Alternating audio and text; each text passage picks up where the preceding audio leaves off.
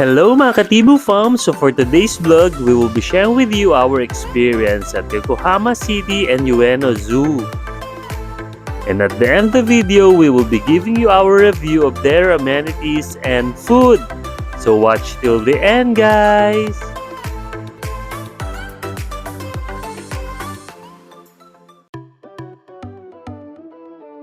Where are we going?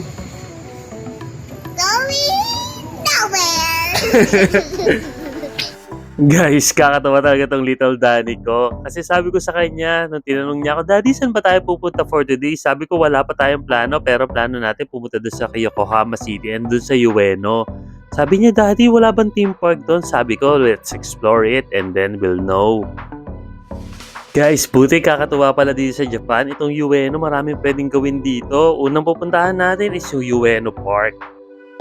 Kakatawa dito guys kasi yung feel dito is parang nasa Luneta ka lang na parang medyo Baguio din.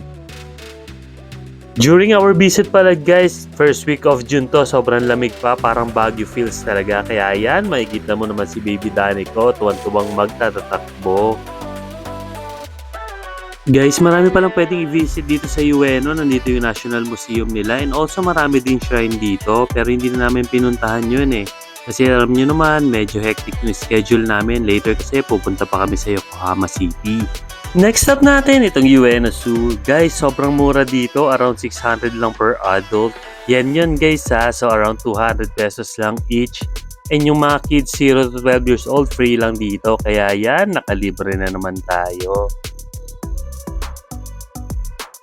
Guys, yung Ueno Zoo pala is the oldest zoo here in Japan. And around 2,500 animals na yung makikita dito. Guys, tip pala, pag pupunta kayo dito sa Ueno Zoo, make sure na mag-bring kayo ng extra clothes for your kids. Sobrang laki talaga kasi ng lugar na to guys medyo nakakapagod na yung kakalakad. Pero sobrang ganda talaga ng view dito and kaka-relax. Yung mga animals din pala dito guys is yung mga animals na hindi nyo makikita dun sa ibang zoo. Kaya sobrang talagang kaka-enjoy mag-stay dito.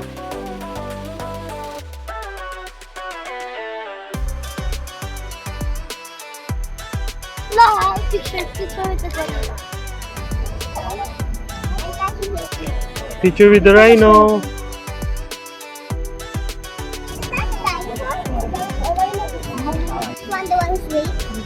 Also, suggest ko na din guys, pag magpupunta kayo dito, mag-alat kayo ng around 4 hours. Kami kasi limited yung time namin, around 2 hours lang yung inalat ko for this activity. Kaya yan, medyo nagtatakbo kaming family. Para syempre, malibot din namin yung buong zoo. Guys, sobrang tuwa ko kasi meron palang elephant dito sa zoo na ito. Wala na kasi tayong elephant sa Philippines Dating huling nakakita akong elephant, naalala ko doon pa sa Manila Zoo nung bata pa ako. Buti na lang may elepante dito para syempre makita rin ang dalawang kids ko.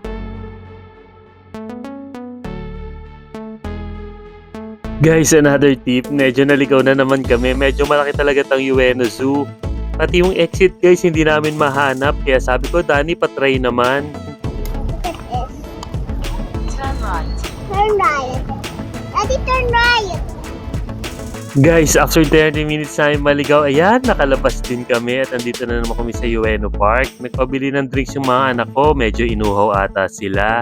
And later, ayan, magla-lunch na rin kami para may energy kami sa Yokohama City. Ayan, nandito na tayo sa Yokohama City. Dito guys, talagang mag-i-enjoy yung mga chikitinyo.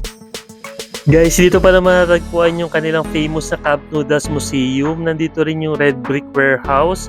Also, meron din sila ditong air cabin. And also, syempre yung pinuntahan namin na Cosmo World. Syempre, may mga chikiting tayo. Kaya syempre, ang gusto nating itry nila yung sure na may enjoy nila. Alam nyo naman kasi tayo basta happy yung mga kids, mas happy tayo. First activity natin dito sa Yokohama City, itong air gondola. Guys, talaga matatakotin ako sa heights kaya kahit medyo mababa lang to, hindi tulad dun sa Hong Kong, medyo natakot pa din ako. Pero kitang-kita ko naman yung happiness sa mga mata ng family ko kaya syempre, happy na din tayo. Guys, tip pala, kung akit kayo papunta doon, meron kayong 2 option. Pwede kayo mag-taxi or mag-gondola. Gamitin rin namin yung gondola para mas maganda yung city view namin ng Yokohama.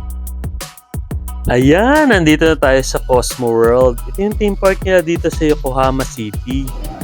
Guys, kakatuwa dito. Parang feeling ko nasa Star City ako. Pero mas extreme yung mga rides dito kaya medyo nagustuhan namin dalawa ni Daphne. Yung anak ko naman si Danny, meron ding mga activities for her like this one. Next stop natin, diving coaster Vanish. Guys, ito na yung extremest ride nila dito sa kanilang Cosmo World na theme park. Good.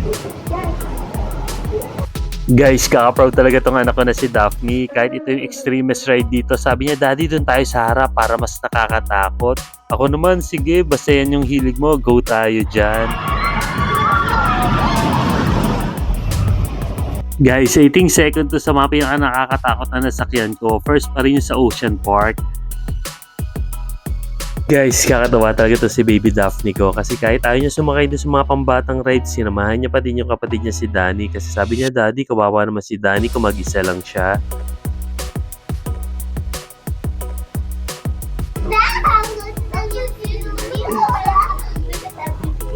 Guys, kakatawa tong Baby Danny ko, tinatakot pa ako. Alam niya kasi talaga na malululain ako eh. Kayang-kaya ko yung roller coaster pero yung ganito talaga hindi ko kaya guys. Medyo kinakabahan ako. Ayoko po, Daddy. Inside Cosmo World, meron din pala ditong arcade and itong mga claw machine. Siyempre, kasama ko tong dalawang mga anak ko kaya sure na magko-claw machine tayo. Laking gastos na naman ito, guys. So guys, our verdict, I'm going to rate this activity at 10 out of 10 stars. Highly recommended ko talaga to visit tong Yokohama City and also yung Ueno Zoo. Ang dami kasi talagang activities for kids. I hope you enjoyed the video guys. See you on our next vlog. Bye!